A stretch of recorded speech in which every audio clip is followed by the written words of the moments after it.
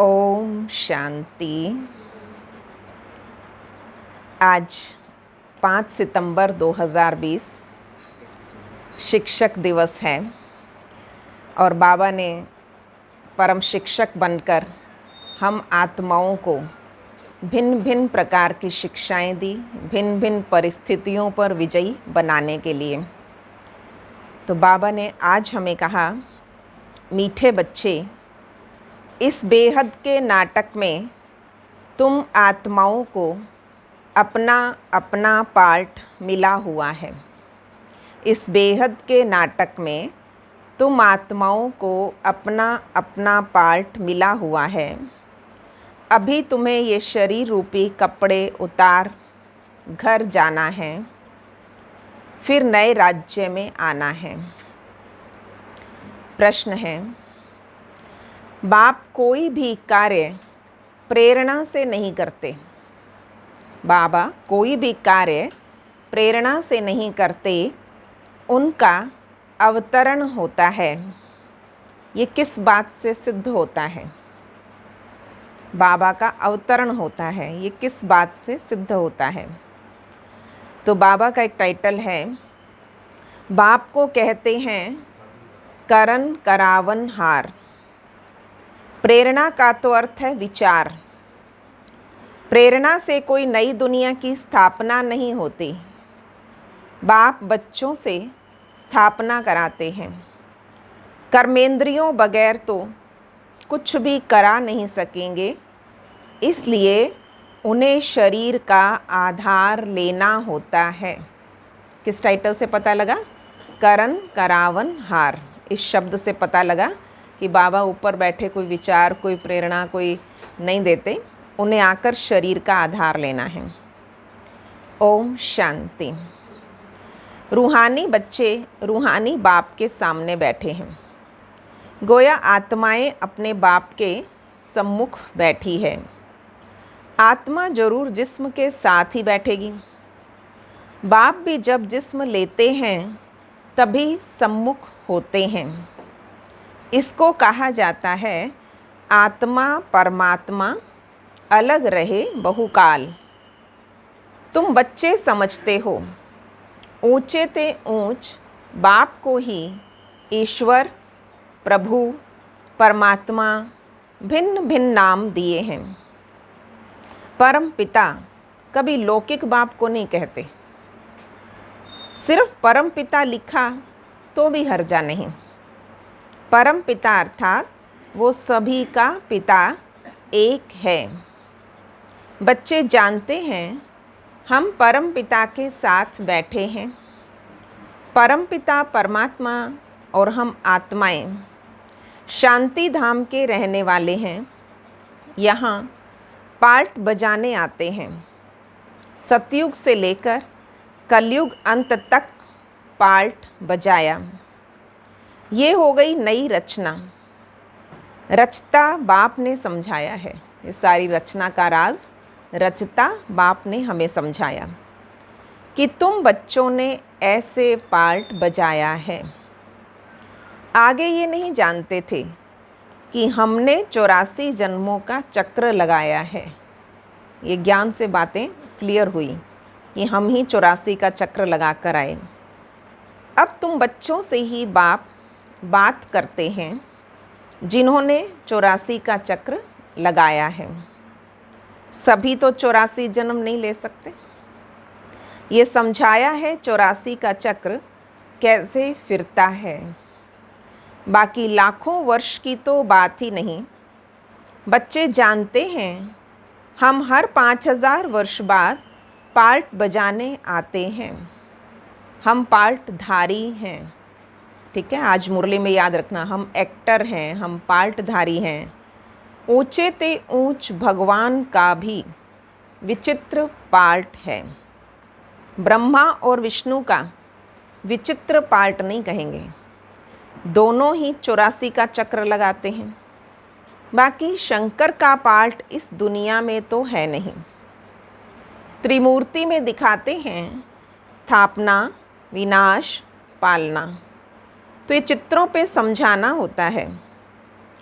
चित्र जो दिखाते हैं उस पे समझाना है। संगम युग पर पुरानी दुनिया का विनाश तो होना ही है, प्रेरक अक्षर ही रॉन्ग है। जैसे कोई कहते हैं आज हमको बाहर जाने की प्रेरणा नहीं है, आज मुझे ऐसा कुछ इंट्यूशन नहीं हो रहा, प्रेरणा नहीं आ रही मुझे। प्रेरणा यानी विचार। प्रेरणा का कोई और अर्थ नहीं है। परमात्मा कोई प्रेरणा से काम नहीं करता और ना ही प्रेरणा से ज्ञान मिल सकता। बाबा आते हैं इन कर्मेंद्रियों द्वारा पाल्ट बजाने, करन करावन हार है ना, कराएंगे बच्चों द्वारा, शरीर बगैर तो कर ना सके। इन बातों को कोई भी जानते नहीं, ना ईश्वर बाप को जानते। ऋषि मुनि आदि कहते थे कि हम ईश्वर को नहीं जानते। ऋषियों ने कहा था नैति नैति, ना आत्मा को ना परमात्मा बाप को किसी को नहीं जानते, कोई में ज्ञान ही नहीं। बाप है मुख्य क्रिएटर, डायरेक्टर, तो डायरेक्शन भी तो देते हैं, श्रीमत देते हैं। तो मनुष्यों की बुद्धि में तो सर्वव्यापी का ज्ञान है। तुम समझते हो बाबा हमारा बाबा है, वो लोग तो सर्वव्यापी कह देते हैं, भगवान कह के और भगवान के नाम के आगे लगा दिया सर्वव्यापी। तो बाप समझ ही नहीं सकते, जब सब में बाप ही बाप हैं। क्या सर्वव्यापी कहने से बाप की फीलिंग नहीं आती? तुम समझते हो ये बेहद के बाप की फैमिली है। सर्वव्यापी कहने से फैमिली की खुशबू नहीं आती, उसको कहा जाता निराकारी शिव बाबा। निराकारी आत्माओं को बाबा, निराकारी आत्माओं का बाबा है।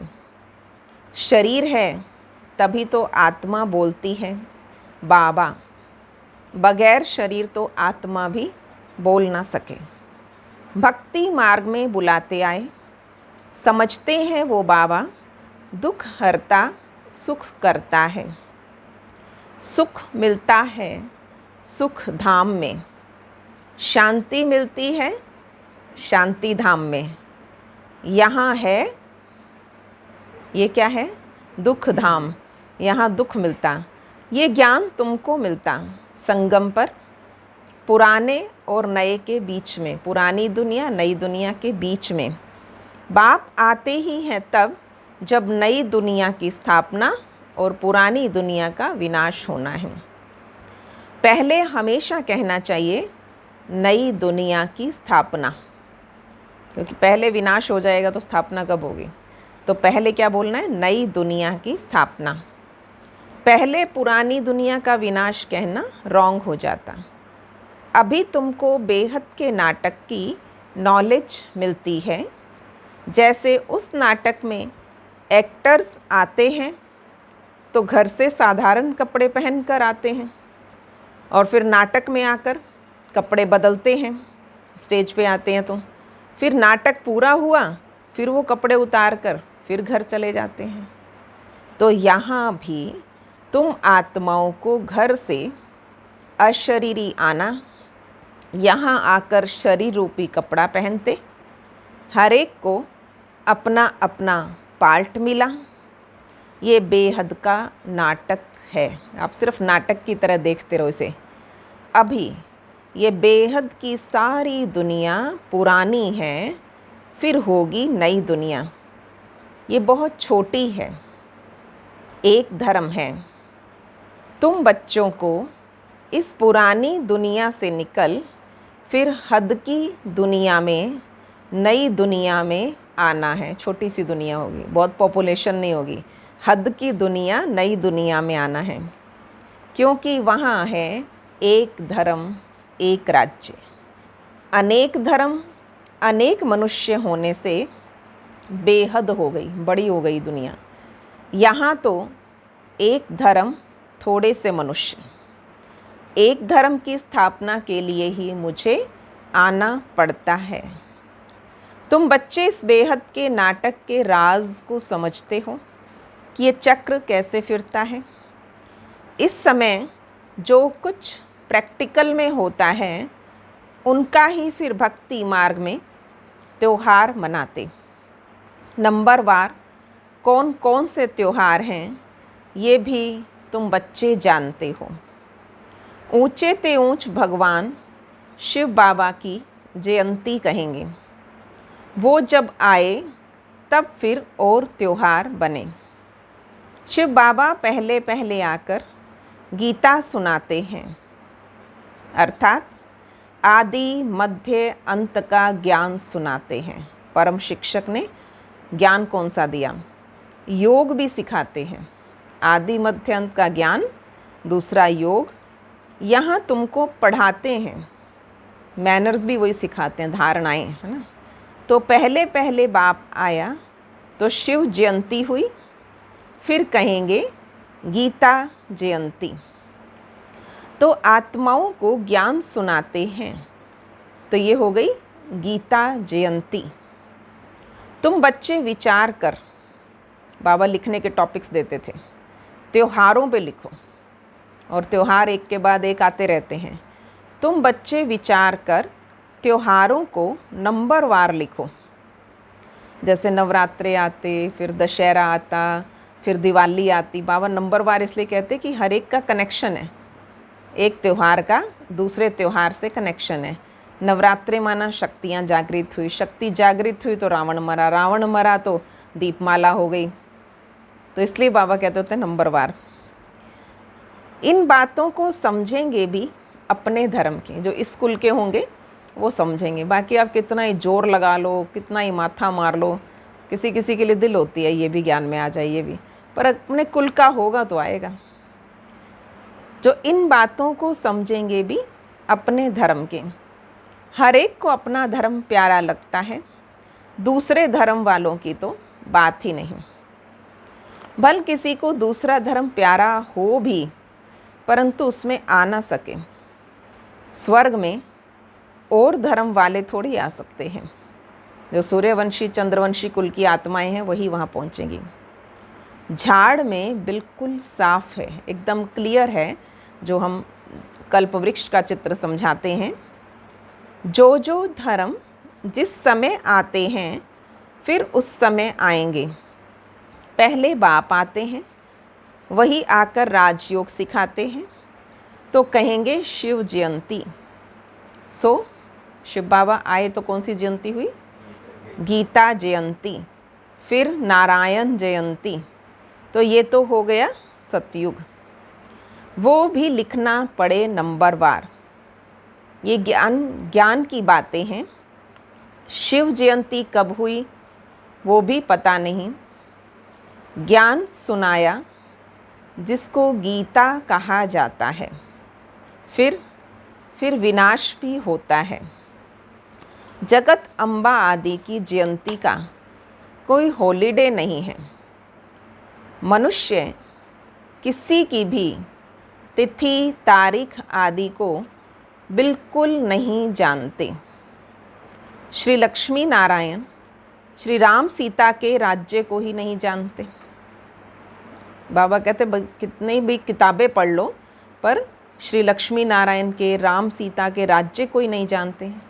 2500 वर्ष में जो आए उनको जानते हैं। ये जितनी हिस्ट्री ज्योग्राफी हमारे पास उपलब्ध 2000-2500 साल की, पर उससे पहले जो आदि सनातन देवी देवता थे उसको कितना समय हुआ कुछ नहीं जानते।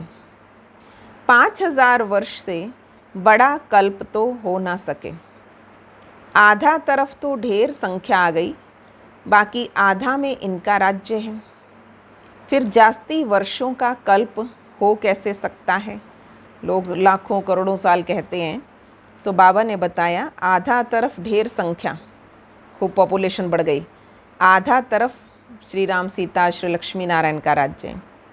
तो ये जास्ती वर्षों का कल्प कैसे हो सकता है? 84 लाख जन्म नहीं हो सकते। वो लोग समझते हैं कलयुग की आयु तो लाखों वर्ष है। मनुष्यों को अंधियारे में डाल दिया है।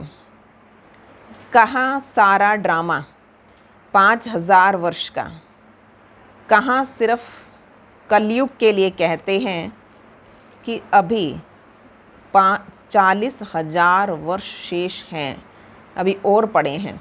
और पता नहीं कितने सैकड़ों वर्षों से ये बात कहते आ रहे हैं कि कलयुग 40,000 साल और है, मतलब एक दिन नहीं घटा उसमें कोई आज तक।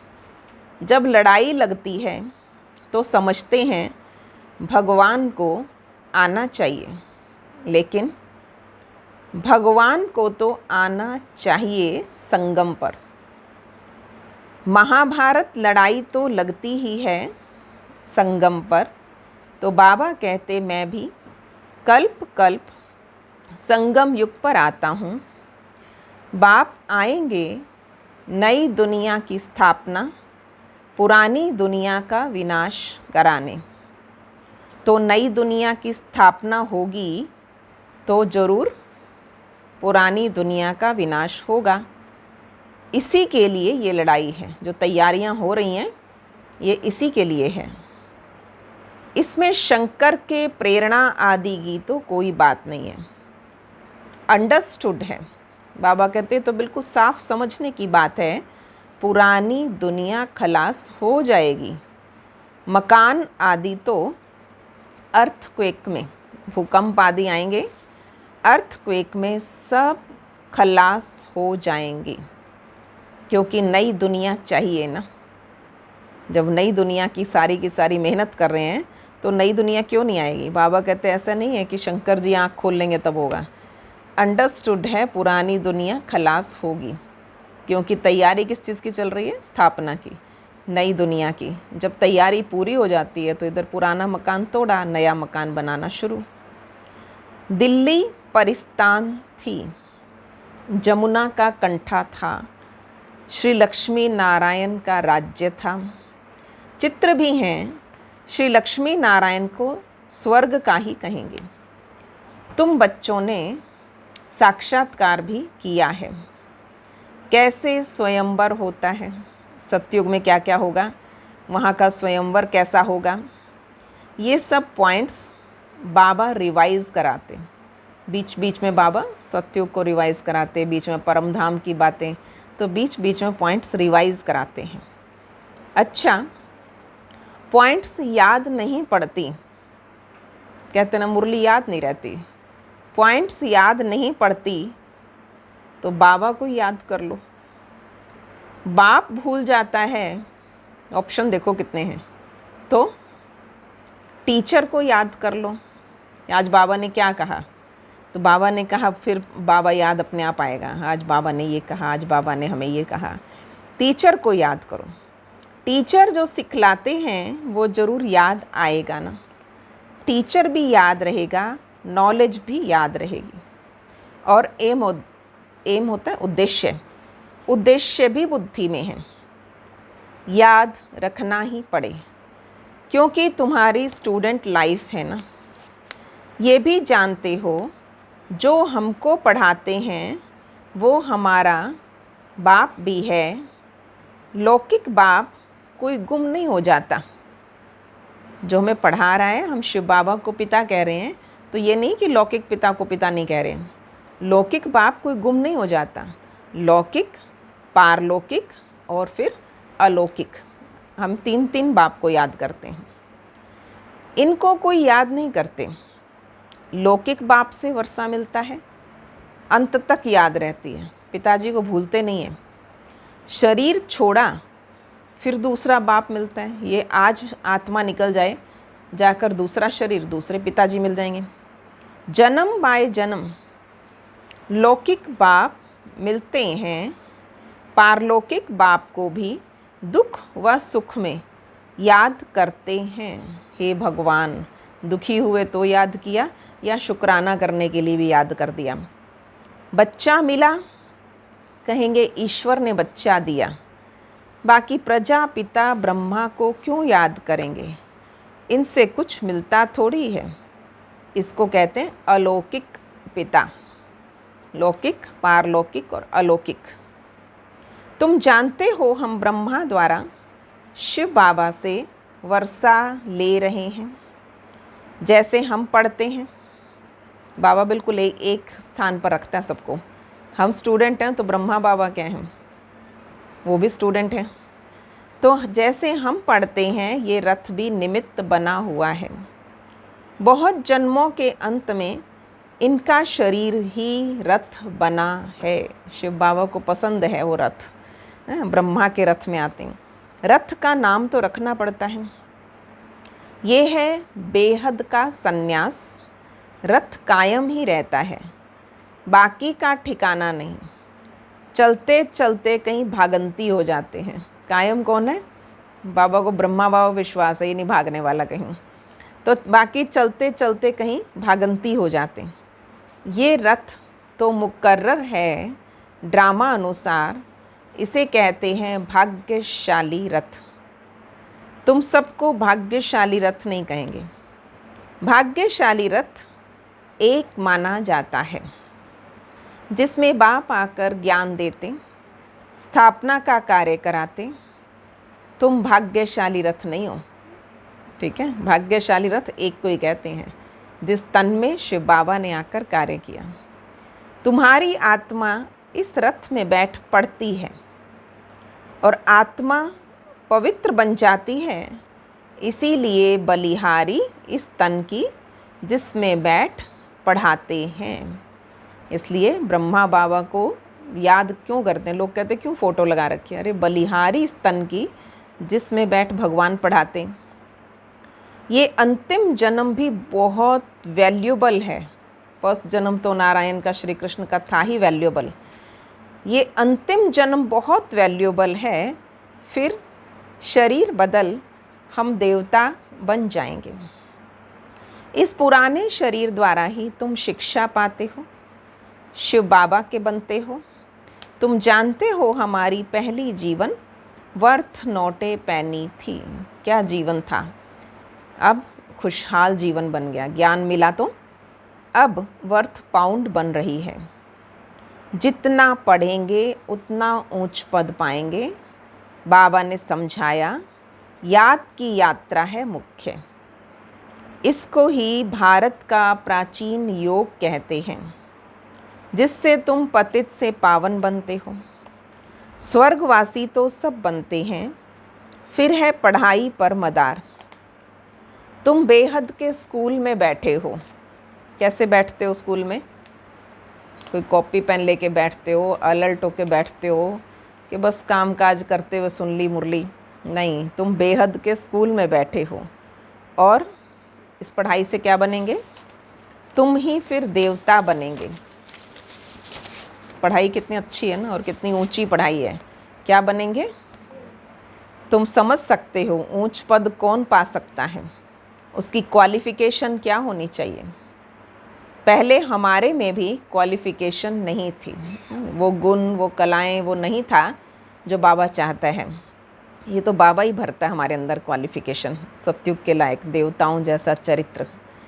आसुरी मत पर थे, अब ईश्वरीय मत मिलती है। आसुरी मत से हम उतरती कला में जाते, ईश्वरीय मत से चढ़ती कला में जाते। ईश्वरीय मत देने वाला एक, आसुरी मत देने वाले अनेक।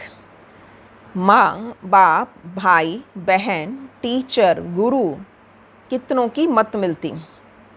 अब तुमको एक की मत मिलती है। वही हमारा माँ बाप, टीचर, गुरु सब कुछ है वो। तो अभी तुमको एक की मत मिलती जो 21 जन्म काम आती है। तो ऐसे श्रीमत पे चलना चाहिए ना। जितना चलेंगे उतना श्रेष्ठ पद पाएंगे, कम चलेंगे तो कम पद पाएंगे। श्रीमत है भगवान की, ऊंचते ऊंच भगवान ही है जिसने श्री कृष्ण को ऊंचते ऊंच बनाया, फिर नीचते नीच रावण ने बनाया। बाप गोरा बनाते हैं और रावण सांवरा बनाते हैं। बाबा वर्षा देते हैं और वो है वाइसलेस, संपूर्ण निर्विकारी होने का। देवताओं की महिमा गाते हैं, सर्वगुण संपन्न 16 कला संपूर्ण, संपूर्ण निर्विकारी, मर्यादा पुरुषोत्तम, संपूर्ण अहिंसक। सन्यासियों को संपूर्ण निर्विकारी नहीं कहते। वो सोचते हैं हम विकारों में नहीं जाते, हम निर्विकारी, पर संपूर्ण निर्विकारी नहीं है। सतयुग में आत्मा और शरीर दोनों पवित्र होते हैं। देवताओं को सब जानते, वो संपूर्ण निर्विकारी होने के कारण संपूर्ण विश्व के मालिक बनते। अभी नहीं है, फिर तुम बनते हो। बाप भी संगम युग पर ही आते। ब्रह्मा के द्वारा ब्राह्मण, यानी ब्रह्मा के बच्चे तुम सब ठहरे। ग्रेट ग्रेट ग्रैंड फादर वो है। बोलो प्रजापिता ब्रह्मा का नाम नहीं सुना क्या? परम पिता परमात्मा ब्रह्मा द्वारा ही सृष्टि रचेंगे ना। ब्राह्मण कुल है, ब्रह्मा मुख वंशावली, भाई बहन हो गए। यथा यहाँ पर राजा रानी की बात नहीं है, यहाँ पर कोई साम्राज्य नहीं चल रहा है। ब्राह्मणों का कुल है, एक परिवार है। संगम का थोड़ा सा समय चलता है। राजाई ना पांडवों की है ना कौरवों की। अच्छा, मीठे मीठे सिकिलधे बच्चों प्रति माता पिता बाप दादा का याद, प्यार और गुड मॉर्निंग। रूहानी बाप की रूहानी बच्चों को नमस्ते। हम रूहानी बच्चों की रूहानी बाप दादा को नमस्ते जी, नमस्ते जी। गुड मॉर्निंग बाबा, शुक्रिया बाबा, वाह बाबा वाह। धारणा के लिए मुख्य सार। पहली बात आज बाबा ने क्या समझाई? लेना क्या है, पदवी क्या पानी है? 21 जन्म श्रेष्ठ पद का अधिकारी बनने के लिए सब आसुरी मतों को छोड़ एक ईश्वरीय मत पर चलना है। 21 जन्म श्रेष्ठ पद का अधिकारी बनने के लिए सब आसुरी मतों को छोड़ एक ईश्वरीय मत पर चलना है। संपूर्ण वाइसलेस बनना है।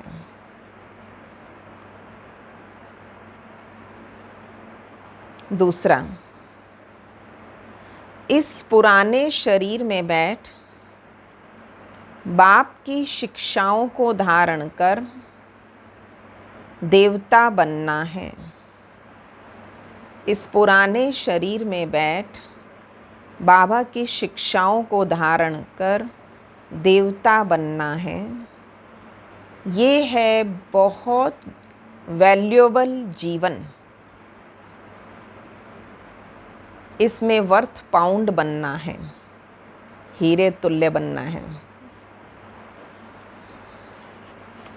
आज का वरदान बाबा ने, सर्व संबंधों की अनुभूति करो, खूब प्राप्तियां होंगी। और इसको बाबा ने कहा सहज योगी, निरंतर योगी।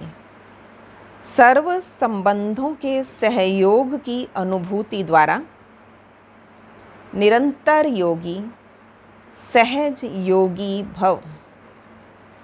सर्व संबंधों के सहयोग की अनुभूति द्वारा निरंतर योगी, सहज योगी भव। हर समय बाप के भिन्न भिन्न संबंधों का सहयोग लेना अर्थात अनुभव करना ही सहज योग है। बाप कैसे भी समय पर संबंध निभाने के लिए बंधे हुए हैं। कभी माँ के द्वारा कैसे सहयोग मिल रहा है, कभी बाबा पिता है तो कैसे सहयोग देता है, भाई है, दोस्त है, जीवन साथी है, साजन है, सर्जन है, धर्मराज है, हर संबंध। आज सारा दिन खाना बना रहे हैं तो क्या बनाना है बाबा को, खाना खा रहे हैं तो किस तरह बाबा को साथ रखना है, गाड़ी चला रहे हो तो, सैर कर रहे हो तो बाबा को हर वक्त साथ रखना है। और भिन्न भिन्न संबंधों का सहयोग लेना, अनुभव करना ही सहज योग है। बाप कैसे भी समय पे संबंध निभाने के लिए बंधे हुए हैं। सारे कल्प में 5000 साल में अभी ही सर्व अनुभवों की खान प्राप्त होती है। इसलिए सदा सर्व संबंधों का सहयोग लो और निरंतर योगी सहज योगी बनो, क्योंकि जो सर्व संबंधों की अनुभूति या प्राप्ति में मग्न रहता है वो पुरानी दुनिया के वातावरण से सहज ही उपराम हो जाता है। बाबा के प्यार में मग्न सहज योगी बन जाओ। बाबा ने कहा पुरानी दुनिया के वातावरण से सहज उपराम हो जाता। आज का स्लोगन है सर्व शक्तियों से संपन्न रहना यही ब्राह्मण स्वरूप की विशेषता है। सर्व शक्तियों से संपन्न रहना यही ब्राह्मण स्वरूप की विशेषता है। आज का स्वमान रहेगा भगवान हमारा टीचर है। 7 से 10 बजे तक मैं आत्मा हूँ, घर से अशरीरी आई। इस बेहद नाटक में शरीर रूपी कपड़ा पहनकर पार्ट बजा रही हूँ भगवान के डायरेक्शन पर। 10 बजे से 1 बजे तक याद रखना, ये मेरा अंतिम जन्म बहुत वैल्यूएबल है। हमारी जीवन वर्थ नॉट ए पैनी से वर्थ पाउंड बन रही है। 1 से 5 बजे तक मैं आत्मा इस बेहद के स्कूल में ऊंच पद पाती हूँ। अपनी क्वालिफ़िकेशन का सिमरण करें। 5 से 8 बजे तक बाबा से सर्व संबंधों की अनुभूति व प्राप्ति में मगन हो पुरानी दुनिया के वातावरण से उपराम स्थिति का अनुभव करना है। आज के वरदान का अनुभव, बाबा से सर्व संबंध की अनुभूति। 8 से 10 बजे तक मैं सर्व शक्तियों से संपन्न ब्राह्मण आत्मा अपनी इस विशेषता का अनुभव करना है। तो आज अपनी क्वालिफ़िकेशन, अपना चरित्र ऊंचा बनाना, क्योंकि मुझे सर्वोच्च टीचर मिला है, भगवान मेरा टीचर्स। तो इसलिए बाबा के पास वतन में जाएं, प्यार से हैप्पी टीचर्स डे बोलेंगे। ओम शांति।